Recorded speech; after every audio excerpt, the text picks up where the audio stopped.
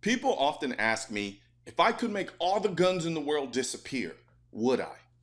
I'm here to tell you today, I absolutely would not.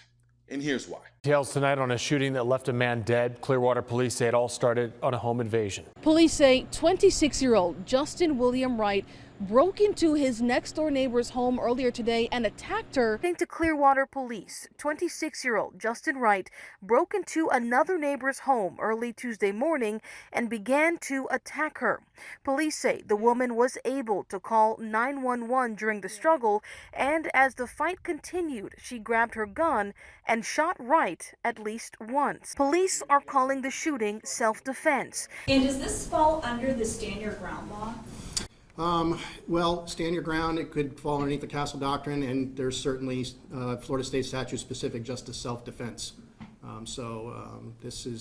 There was, the debate between a lot of times with stand your ground is a kind of a duty to retreat argument, and why people who are not in favor of that talk about duty to retreat.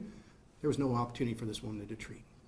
Yeah, we certainly don't just say, yeah, chalk it up to self-defense and move on. There's an awful lot of work that'll occur. The crime scene is going to be investigated just as any other death or murder or homicide, or even in this particular case, potentially a justified homicide.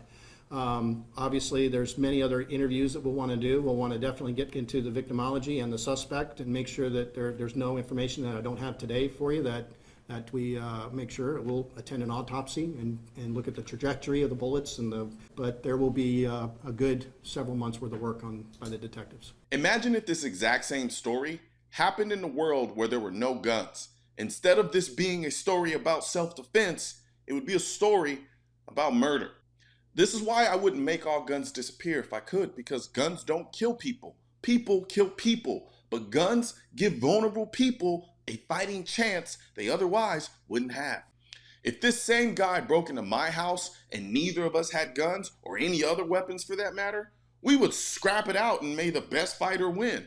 But what if this guy broke into your mother's house, or your sister, your grandmother, your grandfather, a disabled family member, your kids, and the list goes on? Would they stand a fighting chance? If you banned or got rid of all guns, all it's gonna do is embolden criminals, because criminals aren't looking for a fight. They're looking for victims. Even gang members who are fighting other gang members who they know have guns will wait until they think their enemy doesn't have a gun on them before trying to attack them, or at bare minimum, wait to catch them off guard so that they don't have a chance to actually get to their gun and make it a fair fight.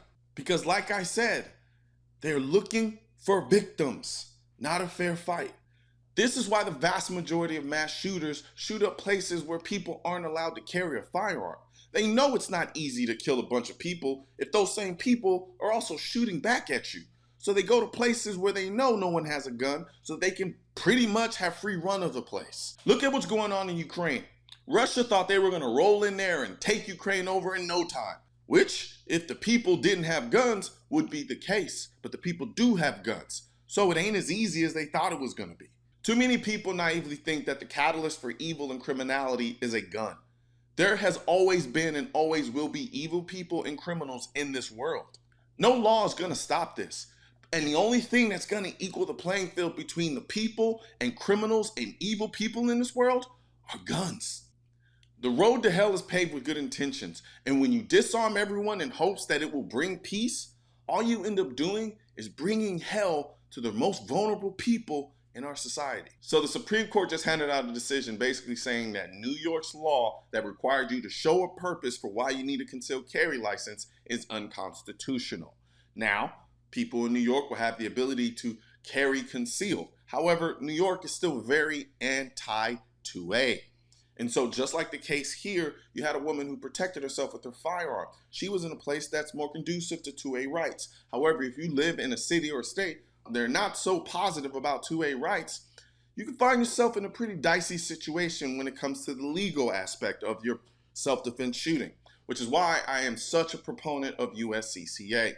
USCCA is a membership that also gives you self-defense insurance that will be able to protect you and give you what you need in order to defend your case if you ever have to use a firearm to protect yourself. But the thing that I love the most about USCCA is all of the other things that come with the membership. You have all of the training information, the training ability, all of the resources, the information you can get with respect to different laws. All of that. I don't know of any other program or membership that gives you such a comprehensive basis and baseline for concealed carry, open carry, home defense, self-defense, you name it. And then also, you know, one of my favorite designs, along with this particular design, if you know, you know design, is the I'm the Militia design. And for the longest time, we've only had it in a shirt design and other aspects of our merchandise, but we never had a hat, I am the Militia. But we do now. As you can see here, I'm the Militia. Head over to shop.mrcolionnoir.com and get your I'm the Militia hat, get your if you know, you know shirt, and if you want more information about USCCA, go ahead and click the link in the description section. You know how frightening it is to think about what happens in the moments before, during, and even days after having to use your gun in self-defense? When you first start carrying a gun for protection, it can be a very scary and nerve-wracking experience, especially if you haven't gotten the education and training you need to feel confident. I've been there myself, hoping I never have to go through a self-defense shooting, which is why I'm a member of the USCCA. As a USCCA member, you can eliminate some of the stress of carrying a gun for protection by accessing the amazing wealth of firearm education, training, and current state-specific gun laws of your state or states you may travel to. This can help you be prepared for or hopefully even avoid a self-defense incident. As a bonus, members automatically become insured on the self-defense liability insurance policy purchased by and issued to the USCCA. Click below to learn more. I'm sure the YouTube algorithm is going to do a phenomenal job of suppressing this message. So please share this video with as many people as you can so we can beat the algorithm and get our two-way message out to the masses. Also, don't forget to like this video and leave a comment and hit the bell and subscribe button.